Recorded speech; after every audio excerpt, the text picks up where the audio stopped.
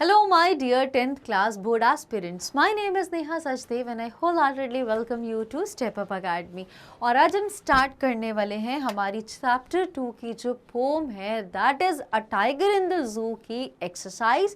और एक्सरसाइज के साथ हम डिस्कस करेंगे कुछ इम्पॉर्टेंट पोएटिक डिवाइसेस जो इस पोम में यूज़ किए गए हैं। अब जैसा कि आपने पोम में देखा था कि कैसे पोएट लेस्ली नॉरिस ने एक बहुत ही डीप कॉन्ट्रास्ट किया गया है बिटवीन अ टाइगर जब वो अपने नेचुरल हैबिटेट में रहता है, वो एंजॉय करता है, वो खुश रहता है, वर्सेस जब वो टाइगर अगर वो कैप्टिविटी में है, अगर वो इम्प्रिजन्ड है तो वो कैसा फील कर रहा है, उसकी जो एनर्जी वो बिल्कुल लूज़ हो गई है, वो बिल्कुल लो फील कर रहा है, वो अनहैप्पी, उसको वहाँ की कोई भी चीज़ बिल्कुल भी अच्छी नहीं लग रही है।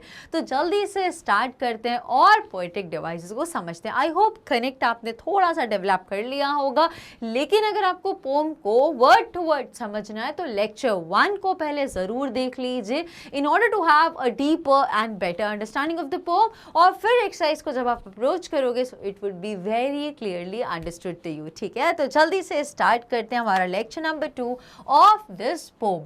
तो सबसे पहला पोएटिक डिवाइस जो इस पोम में यूज़ किया गया दैट इज मेटाफर। मेटाफर क्या होता है, हमने सुना ना, similes and metaphors.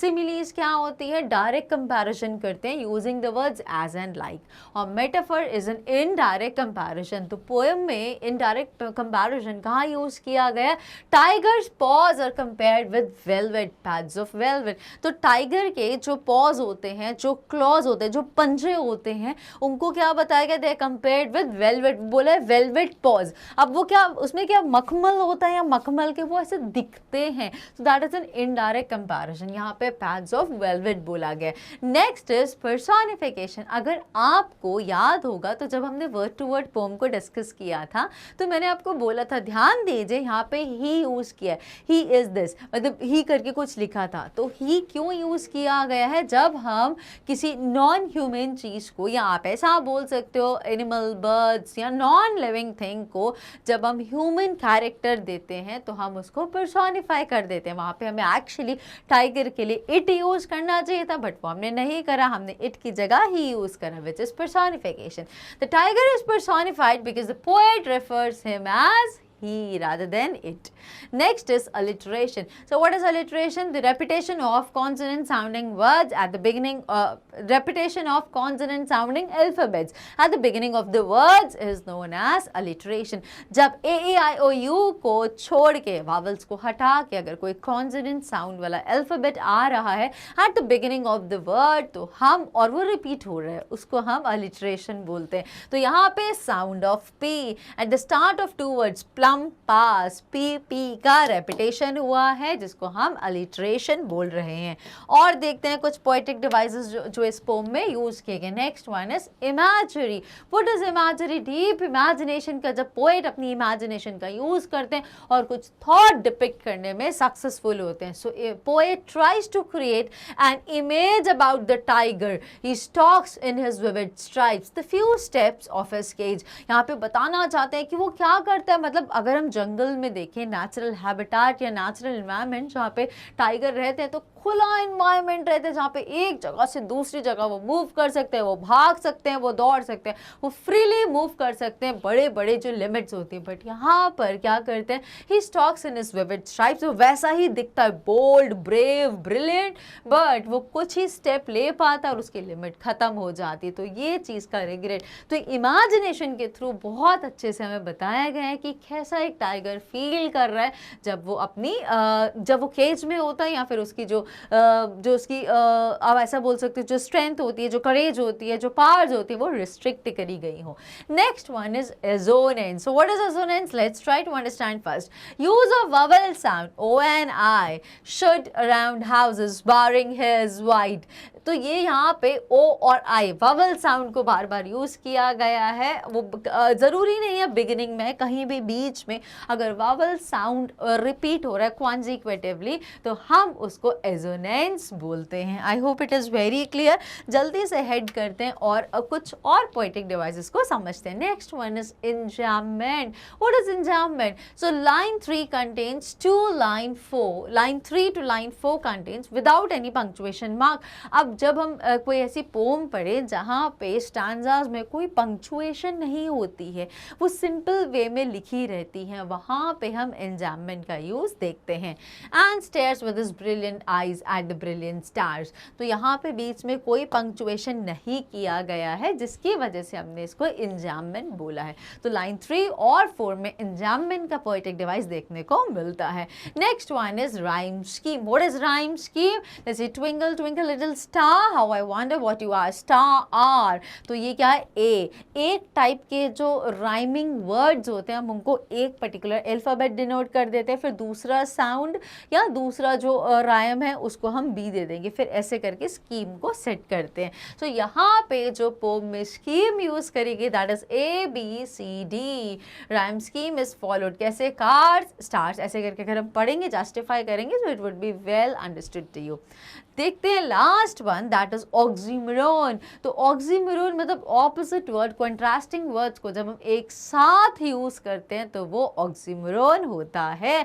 So use of adjectives which is opposite in meaning, जैसे कि क्वाइट रेज। अब क्वाइट मतलब शांत, रेज मतलब गुस्सा, आउटरेजियस। अब गुस्से वाला तो बहुत है बट वो अभी शांत है उसका गुस्सा, क्यों? क्योंकि अभी वो केज में बंद है, वो चाह कर भी अपना गुस्सा नहीं दिखा पा रहा है। So quiet rage is use of oxymoron in this poem. अब स्टार्ट करते हैं क्वेश्चन नंबर 1 के साथ, which is from the category thinking about the poem. Read the poem again and work in pairs और groups to do the following task. Find the words that describe the movements and actions of the tiger in the cage and in the wild. Arrange them in 2 columns. अब इस pome में with reference to pome हमें क्या बताना है? Actions, movement और actions of the tiger जब वो केज में होता है और जब वो वाइल्ड में होता है।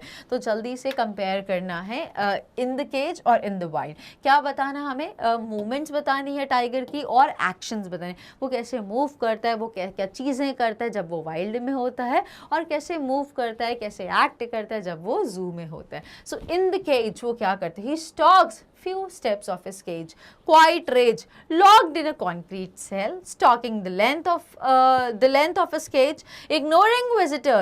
He hears the last voice, stares at the brilliant stars. ठीक है, तो ये हमने पोम से कुछ लाइंस देखी हैं जहाँ पे हमें पता चला था कि टाइगर केज में है और वो गुस्से में है।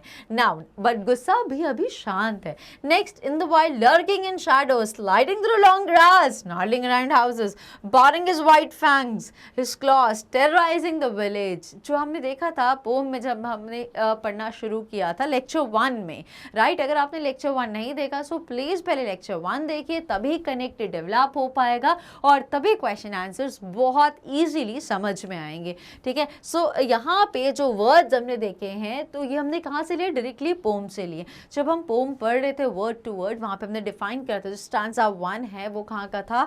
टाइगर इन द जू। जो स्टांजा नंबर 2 था वो था टाइगर इन द वाइल्ड। मैं वाइल्ड बोल सकते हो, नेचुरल हैबिटेट बोल सकते हो, नेचुरल एनवायरनमेंट बोल सकते हो, फिर टाइगर जू में आ गया, फिर नेचुरल एनवायरनमेंट में, और फाइनली एंड होता है जब टाइगर जू में होता है। तो ऐसे करके हमने पोम को स्टैंजर्स में डिवाइड किया था according to tiger in the cage और टाइगर इन द जू। तो ये वहीं से हमने कुछ वर्ड्स और फ्रेजेस लिए हैं जहाँ से हमें पता चलता है टाइगर के मूवमेंट्स और टाइगर के एक्शंस के बारे में जब वो 2 अलग अलग जगहों पर होता है। Now heading with next part of that question, find the words that describe the 2 places and arrange them in 2 columns. Now try to share ideas about how the poet uses words and images to contrast the 2 situations. तो जल्दी से देख लेते हैं cage और wild. Find the words that describe the 2 places. ऐसे कौन कौन से वर्ड हैं जो इन 2 जगहों को डिस्क्राइब कर रहे हैं और अरेंज करना हमें इन कॉलम में। तो एक जगह हो गई केज, एक जगह हो गई वाइल्ड। ऐसे कौन से वर्ड्स हैं जो केज बता रहे हैं, कौन से वर्ड्स हैं जो हमें वाइल्ड बता रहे हैं। So few steps of his cage, locked concrete cell, किसको रेफर कर रहा है? केज को। बिहाइंड बार्स, तो बिहाइंड बार, बार के पीछे है मतलब बंधा हुआ है, तो दैट इज अगेन केज और visitors. Next is patrolling cars, तो यहाँ यहाँ से पता चल रहा है जो गाड़ियाँ गश्त पे निकलती हैं, विजिलेंस के लिए निकलती हैं, और वो वहाँ पे कहाँ पर है, केज में, बिकॉज अगर वो फॉरेस्ट में होता तो उनको उस चीज़ का सामना करना ही नहीं होता। नेक्स्ट इज वाइल्ड में जब होता है तो शैडो, लॉन्ग ग्रास, वाटर और वाटर होल, प्लम डियर, ये सब चीज़ें कहाँ पर होती हैं, वाइल्ड में। हाउसेस आर जंगल्स एज, जंगल के जो एजेस पर जो घर होते हैं वहाँ पे स्नान कर रहा होता, और पूरे के पूरे विलेज को टेरराइज कर रहा होता। और यहाँ पे मैं एग्जैक्टली लिखना चाहिए था terrorising village, terrorising village, village को डराना। तो ये हमें क्या पता चल रहा है कि अभी वो कहाँ पर है, वाइल्ड में है। सो ये कुछ वर्ड्स थे जो हमने पोम से लिए हैं, जहाँ पे हमें पता चल रहा है कि टाइगर वाइल्ड में है या फिर टाइगर हमारा केज में है। जल्दी से हेड करते हैं with the next part, thinking about the poem का next question. Question number 2, notice the use of word repeated in lines such as these, on pads of velvet quiet in his quiet rage and stares with his brilliant eyes at the brilliant stars. What do you think is the effect of this repetition? तो जो repetition क्या है, on pads of velvet quiet in his quiet rage and stares with his brilliant eyes at the brilliant stars. तो आपको क्या लगता है what is the effect of this repetition? इस टाइप का जो repetition है उसका इफेक्ट क्या है, जल्दी से समझ लेते हैं। This repetition is a poetic device which is, ये एम्फसाइज करने के लिए, इसको एम्फैटिक भी बोला जा सकता है, एम्फसाइज करने के लिए भी। यहाँ repetition is very commonly use poetic device, ठीक है। So this repetition is a poetic device which is use by the poet in order to increase the intensity of the tiger's rage, emphasize करने के लिए कि कितना गुस्से में है tiger, and his helpless silence, और इसके बाद कंट्रास्ट क्या कर लिया, उसकी हेल्पलेस साइलेंस की, वो चाह कर भी कुछ कर नहीं सकता, भले कितना भी गुस्सा आ रहा, but he is helpless now. Velvet quiet refers to the quiet velvet pads of the tiger, अभी बिल्कुल शांत है, विच कैन नॉट रन और लीप, जो भाग नहीं सकते, जो झपट्टा नहीं मार सकते किसी पे, they can only walk around the limited space in the cage, वो सिर्फ अभी स्लोली स्टॉक करें, धीरे धीरे मूव करें एक कॉर्नर से दूसरे कॉर्नर में of the cage. The use of quiet rage symbolizes the anger and ferocity that is building up inside the tiger as it wants to run out into the forest and attack a deer, but the rage is quiet because he is locked in the cage and is helpless. तो जो word है quiet rage, यहाँ ये क्या symbolize कर रहा है, anger, raise, जो गुस्सा है, जो बहुत उत्तेज है वो, कि यार कोई शिकार मिल जाए और वो उसको मार दे, but that is all silent, that is building up inside the tiger as it wants to run out in the forest and attack a deer, but the rage is quiet because he is locked in the cage and is helpless, because अब उसकी जो powers हैं, जो उसकी strength है, वो चाह कर भी उनका यूज़ नहीं कर सकता, क्योंकि अब वो एक पिंजरे में बंद है जहाँ पे he is feeling very much helpless and he is also unhappy, ठीक है। तो I hope this is very well understood. बात करते हैं हमारे रिमेनिंग दो वर्ड्स की। So repetition of quiet has thus brought immense beauty to the poem. Similarly the use of brilliant for the tiger's eyes as well as the stars also bring out the magnificence of these lines.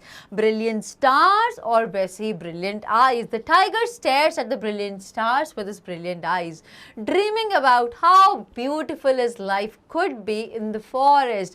The repetition thus gives a wonderful effect to the poem. यहाँ पे बहुत beautiful तरीके से जो brilliant eyes को refer कर रहा है और brilliant यहाँ पे stars को रेफर कर रहा है, और यहाँ से इन दो words को के thought से बताया गया है कि टाइगर यहाँ पे imagine कर रहा है, wish कर रहा है, और यही word से अपने soul को soothe भी कर रहा है, ये समझते हुए कि काश वो भी जैसे free stars है वैसे भी वो free अपने नेचुरल हैबिटेट में रहे और इन फ्री स्टार्स को एंजॉय कर सके।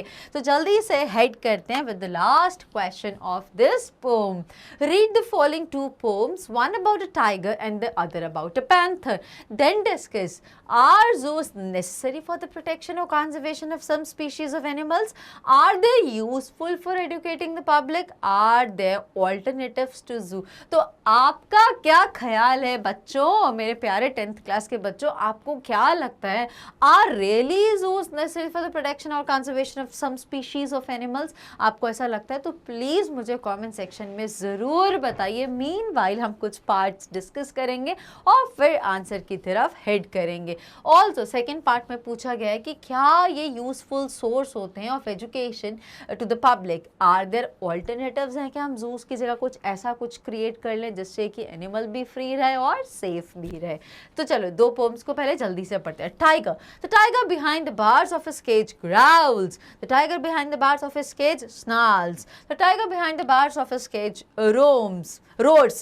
Then he thinks it would be nice not to be behind bars all the time because they spoil my view. I wish I were wild, not on show, but if I were wild, hunters might shoot me. But if I were wild, food might poison me. But if I were wild, water might drown me. Then he stops thinking and the tiger behind the bars of his cage growls, the tiger behind the bars of his cage snarls, the tiger behind the bars of his cage roars. अब यहाँ पे क्या पता चला हमें? देखो पहले tiger का व्यू क्या होता है कि जो टाइगर है behind the bar of his cage, वो गुस्सा कर रहा है, वो गुर्रा रहा है, वो इधर से उधर मूव कर रहा है और वो रोर कर रहा है। बट फिर उसको लगता है कि अच्छा होता अगर मैं इन बार्स के पीछे नहीं होता पूरा टाइम, तो तब क्या होता? देन बिकॉज दिस क्योंकि अगर मैं बार के पीछे रहता हूँ, अगर मैं केज में रहता हूँ तो मेरा मूड बहुत खराब हो जाता है, बहुत उदास हो जाता है, बिल्कुल भी खुश नहीं रहता और वो विश करता है आई वर वाइल्ड कि मैं खुले आसमान के नीचे घने जंगलों में इधर से उधर अपनी फ्री विल से घूमूं, not on show but if I were wild. But अब एक खतरा भी याद आ रहा है टाइगर को, अगर मैं जंगलों में होता तो कोई मुझे हंट कर देता, tiger hunting. But if I were wild food might poison me, हो सकता है कुछ मैं ऐसी चीज़ खा लूँ जिससे मुझे जो पॉइजनस हो, जिससे मुझे नुकसान हो जाए, मेरी डेथ भी हो सकती है। और हो सकता है कि वह बहुत तेज़ जब बारिश आती है, जब बाढ़ जैसी कंडीशंस आती हैं तो बहुत सारे एटलीस्ट एनिमल लाइफ तो लॉस होती ही होती है। तो वो उसको ये भी कंसर्न है, तो फिर वो सोचना स्टॉप कर देता है, वो रुक जाता है, वो ऐसा नहीं सोचता और वो बोलता है tiger behind the bars of his cage growls, tiger behind the bars of his cage snarls and the tiger behind the bars of his cage roars. अब नेक्स्ट पढ़ते हैं पैंथर का view. His vision from the constantly passing bars has grown so weary that it cannot hold anything else. It seems to him there are 1,000 bars and behind the bars no world. As he paces in cramped circles over and over, the movement of his powerful soft strides is like a ritual dance around a center in which a mighty will stands paralyzed. Only at times the curtain of the pupils lifts quietly, an image enters in, rushes down through the tensed, arrested muscles, plunges into the heart and is gone. और यहाँ पर हमें बताया गया है panther का view कि panther क्या सोचता है, पैंथर का एटीट्यूड क्या है.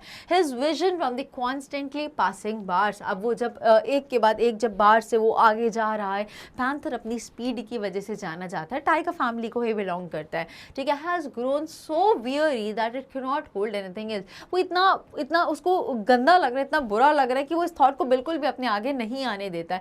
It seems to him there are 1,000 bars and उसको ऐसा लगता है कि हजारों बार्स हैं and behind the bars कोई वर्ल्ड ही नहीं है. There is no world, end है उसके पीछे.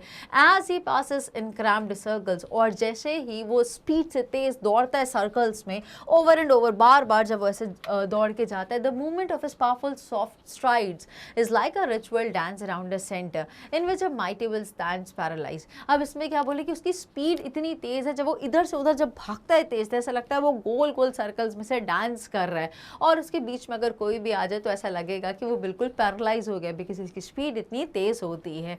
Then only at times the curtain of the pupil's lift, और सिर्फ कभी कभी लोगों की आंखों के आगे से पर्दा हटता है, क्वाइटली, धीरे से हटता है. An image enters in, rushes down through the tense arrested muscles, plunges into the heart and is gone. और क्या करते हैं, कभी कभी जब उनकी आंखों से ये चीज़ें हट जाती हैं तो क्या होता है, कोई आता है, एनिमल पोचिंग कर लेता है, हंटिंग कर लेता है, इनका शिकार कर लिया जाता है और इनकी लाइफ ख़त्म हो जाती है, राइट। तो जल्दी से देखते हैं कि इन दो जो मेन हमारा जो क्वेश्चन का कंसर्न था वो क्या पूछ रहा था, उसमें दो पार्ट्स रेस करे गए थे कि क्या ये जो एनिमल्स हैं, are zoos necessary for the protection or conservation of some species of animals? I partially believe yes. or are they useful for educating the public? Are there alternatives to zoo? तो इन तीन question का हम answer देते हैं इस pome के through. तो जल्दी से स्टार्ट करते हैं। पैंथर पोम हमने रीड कर ली थी। Yes, several species of animals are on the verge of extinctions. बहुत सारी ऐसी प्रजातियां हैं जीव जंतुओं की जो कि लुप्त होने के कागार पर हैं। Even tigers and lions are not safe in the forest due to poaching. Animal poaching जो बहुत ज़्यादा आजकल लाइमलाइट में, बहुत ज़्यादा ट्रेंड में है, ऐसा बोल सकते हो। Even tigers and lions are not safe in the forest due to poaching that is done for trade etc. Zoos are thus necessary for the protection or conservation of these species. ऐसी species के लिए zoos जो है वो उनको safety भी दे रहे हैं और security भी दे रहे हैं, तो ज़रूरी है। Zoos are safe and can also be used to educate the public about the importance of wild animals and their role in maintaining the ecological balance. अब at the same time यहाँ पे zoo क्यों ज़रूरी है? Because ये बहुत ही safe है and can also be used to educate the public. लोगों को वाइल्ड एनिमल्स के बारे में, वाइल्ड लाइफ के बारे में मैसेज दिया जा सकता है और क्या बताया जा सकता है कैसे इनका बहुत इंपॉर्टेंट कंट्रीब्यूशन है इन मेंटेनिंग इकोलॉजिकल बैलेंस। ये यहाँ पर होना चाहिए, ठीक है। कैसे इकोसिस्टम को बैलेंस कर रहे हैं, फूड चेन को मेंटेन करते हैं और इकोलॉजिकल बैलेंस को मेंटेन कर रहे हैं। Wildlife sanctuaries, reserves and national parks are some alternative. अब देखो, वाइल्ड लाइफ सेंचुरीज हैं, रिजर्व्स हैं, नेशनल पार्क्स हैं, इनमें जो एनिमल्स होते हैं उनको उनका नेचुरल एनवायरनमेंट मिलता है, वो अपने नेचुरल हैबिटेट में अपने तरीके से ही रहते हैं। So these could be some good options, right. And in the कहाँ पर थे, reserves and national parks are some alternative to zoos. These not only help in the protection and conservation of these species but also provide them with the natural environment. ये सिर्फ इन जो extinct होने पे हैं, बिल्कुल on the verge of extinction है जो स्पीशीज ऑफ एनिमल्स, उनको सिर्फ प्रोटेक्शन नहीं देता, उनको कंजर्व करने में हेल्प नहीं करता, बट उनको उनका नेचुरल एनवायरनमेंट या उनको उनके नेचुरल हैबिटेट देता है जहाँ पे बिल्कुल वो अपने हिसाब से रह सके और अपने तरीके से लाइफ को एंजॉय कर सके without harming their satisfaction and their happiness. So with these beautiful words, I shall take your leave now, but make sure to see you in the next video. Till then, stay tuned and stay connected with Step Up Academy. Bye bye. Take care.